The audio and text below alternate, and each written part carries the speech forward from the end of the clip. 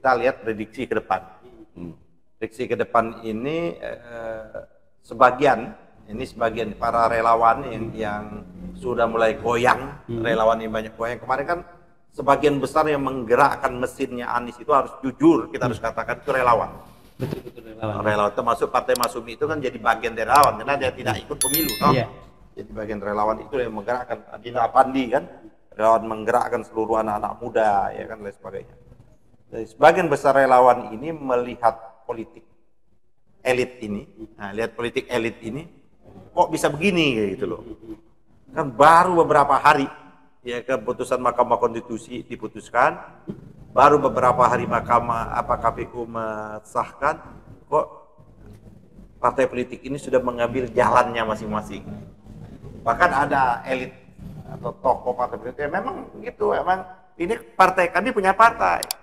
Anies kan nggak punya partai. Ada seorang dari anggota koalisinya yang menyatakan, kami kan punya pandangan, tugas kami sudah mencalonkan Anies, sudah selesai, dan sekarang kan kami partai ingin melakukan konsolidasi berbagaimana langkah-langkah.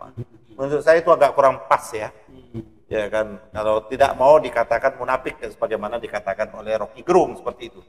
Ya, terlalu. Hal ini kan belum selesai. Permainan ini belum selesai menurut saya.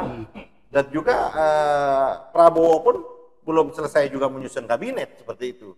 Kok rame-rame mau mengantri jadi bagian kabinet. Padahal di kelompok koalisinya sendiri Prabowo pun lagi cakar-cakaran juga ini.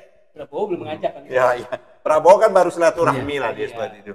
Ya, contohnya kan sebagaimana dari Gelora contohnya, ya kan, minta ya PKS nggak usah ikut-ikutan lah kayak gitu ya, seperti itu. Kenapa kalau PKS ikut, apa mengurangi jatahnya Gelora seperti itu? Terus ada partai-partai lain yang berkeringat dulu dong, yang nggak berkeringat jangan. Tapi kan satu sisi harus kita lihat, ini kan nanti sebelum kita lihat nih, Prabowo ini kan selalu ingin merangkul semua, seolah-olah kalau dirangkul semua itu selesai persoalan, gitu loh. Harmoni itu seolah-olah selesai. Sama juga tatkala kita lihat Pak Prabowo masuk ke Jokowi dianggap selesai, padahal di bawah akar rumput kan tidak selesai juga. Nah, oleh karena itu tradisi menang kalah itu dalam pemilu saya kira hal yang biasa, ya kan. Yang kalah ya mengambil posisi menjadi oposisi harusnya. Yang menang silakan untuk mengontrol kan terus-menerus. Tapi kan perilaku behavior politik kita belum sampai kelasnya seperti itu. Nah, oleh karena itu menurut saya ini menjadi problem. Bahkan kalau kita sekjen PKS akan kasih karpet merah begitu. Bukan berarti kalau kita mengambil jalan yang berbeda oposisi menjadi buntu dialog, enggak. Seharusnya dialog tetap boleh, komunikasi politik tetap boleh, tapi sikap dalam hal tertentu berbeda, harusnya seperti itu. Loh, Masyumi itu kalau kita tradisi Masyumi itu tradisi yang disebut oleh Bang Egy tadi adalah tradisi tadi disebut konflik. Tradisi konflik. Dia seperti itu. Tapi dalam konteks komunikasi politik, dalam konteks pergaulan politik, dalam konteks silaturahmi nggak menghalangi. Ya seperti itu tidak menghalangi. Nah, hal ini yang harusnya dibangun, betul. Tidak perlu Prabowo untuk mengambil semua. Ya silakan aja yang partai-partai pendukung Prabowo ini tunaikan kewajibannya nanti kalaupun nanti jadi dilantik ya, karena kita belum tahu ada geoglobal, geopolitik dan macam apa perang. Ya, masih ada 6 bulan. Masih ada perang dunia ini jadi atau enggak kan banyak persoalan. Ya kalau kata Rocky Gerung, kalau terus-menerus dolar ini semakin anjlok, Joe Biden manggil dolar seluruh dunia, ya kan? Berarti kalau dolar sudah dipanggil balik ke Amerika, berarti kan menjadi persoalan. Dan daya tahan ekonomi kita rapuh. Kenapa daya tahan ekonomi kita rapuh? Karena selama 9 tahun apa yang dijanjikan Pak Jokowi itu tidak terbukti. Ya, di bidang ekonomi. Katakan dia menyatakan bahwa ingin menjadikan kurs rupiah itu gagah. Ya, ternyata kurs rupiahnya tetap meroket, rupiahnya anjlok seperti itu kan. Dia ingin pertumbuhan yang 2 digit nggak pernah tercapai pertumbuhan 2 digit. Artinya Pak Prabowo itu menurut saya akan membawa beban berat. Apalagi kata saya setuju sama Rocky, beban yang terberatnya ini adalah adanya di Pak Jokowi, di Gibran.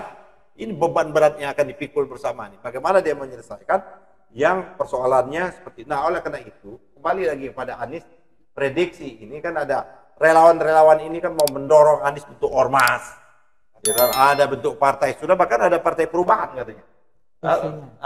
sudah ada di media sosial. Saya sarankan ya Anies, kalau saya tidak gampang membentuk partai. Kita ini udah pengalaman. Iya. Tidak gampang Udah berdarah-darah gitu. berdarah-darah. Walaupun kalau kata Fahri, ya harus tampil dong. Jangan mau enaknya ujungnya saja. Dia harus tampil memimpin partai, ya kan, diriin bagaimana konsolidasi. Saya setuju dalam konteks itu. Tapi tidak harus membentuk yang baru. Tidak harus membentuk yang baru. Dia silakan saja. Anies, apakah dia mau melihat bahwa dia masuk ke dalamnya namanya? Dia kan sudah menjadi pemain politik praktis.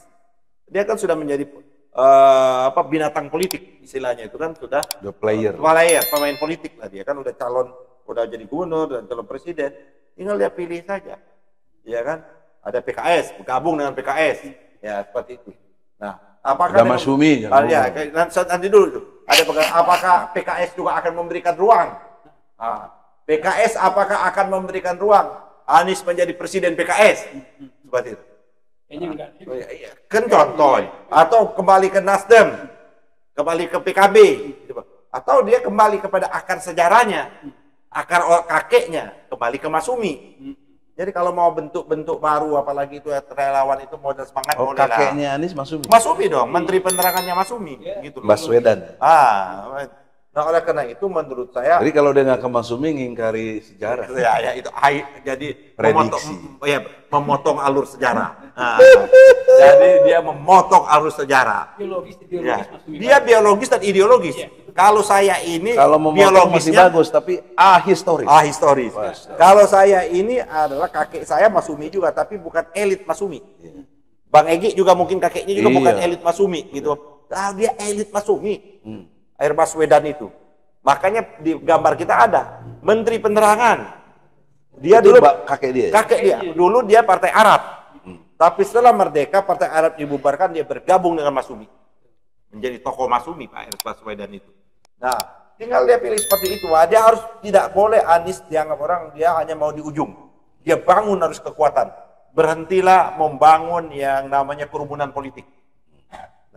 Itu satu. Yang kedua dalam rangka itulah maka saya kira pilihannya, apakah prediksinya Anies ini dia akan membangun kekuatan politik untuk mempersiapkan diri menjadi capres 2024 atau dia mengambil peluang jangka pendek. Nah, peluang jangka pendek ini kan pilkada DKI.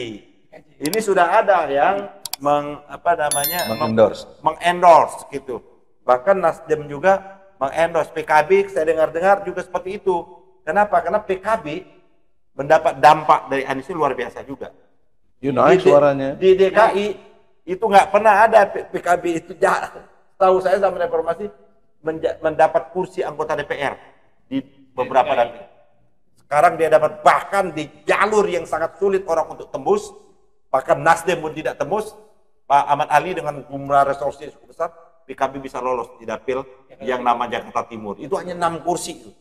Itu istilahnya kalau yang pancang itu udah paku bumi itu, nggak bisa bergerak. Itu suaranya PDIP 2 kursi, PKS 2 kursi, 1 PAN, 1 Gerindra. Itu betul-betul paku bumi. Tapi digoyang oleh PKB, rontok itu kursi PDIP 1. Diambil 3 juga. Nah jadi menurut saya hal itu yang mungkin harus dipertimbangkan. Itu Anies efek. Anies efek harus kita akui. Ada koktail efek itu ya kan.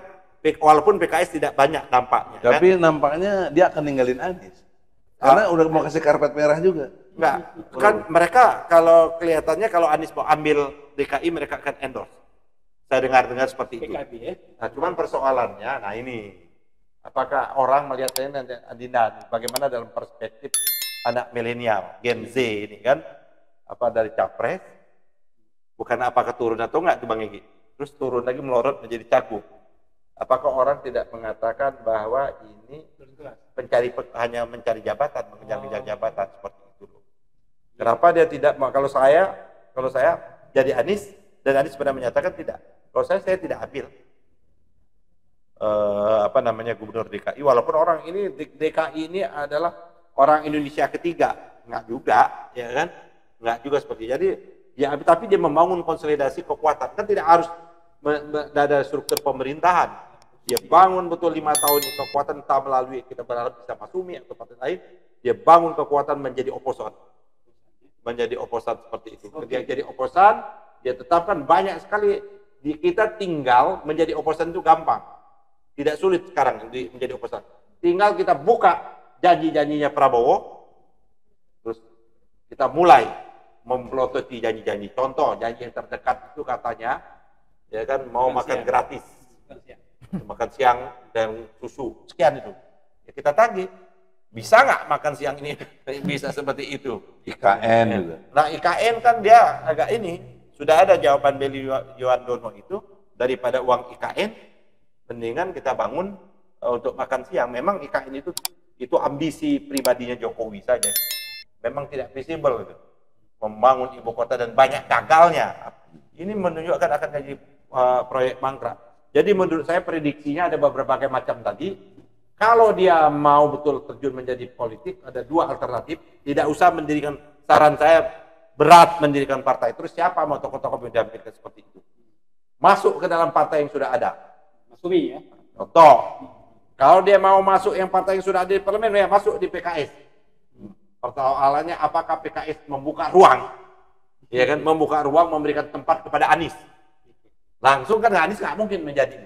Langsung Anies menjadi presiden PKS. Nah, kalau di Masyumi kita berikan ruang kalau dia mau. Nah, dia kan mau ketua majelis suro, mau ketua umum, nah kita buka ruang. Tapi jangan melihat kecilnya dulu. Wah Masyumi kecil, jangan lihat. Apalagi tapi, udah nggak ada threshold. Tapi dia harus lihat bola ini, dia akar sejarah, dia bisa bentuk, tidak akan menjadi besar. Dan itu kakeknya itu. Kakeknya, dia bisa melakukan konsolidasi dengan kawan-kawan EPI. Oh besar itu, bisa dengan bisa atau langkah merayu Partai Umat gabung. Gabung, Pak. Gampang. Saya kira ada 3 opsi. Kalau memang dia tidak mau PKS, bagaimana dia menyarankan untuk melakukan gabungan bersama? Ada Masyumi, ada Umat, ada Pelita, ada PPB, Partai Pemersatu Bangsa. Gitu.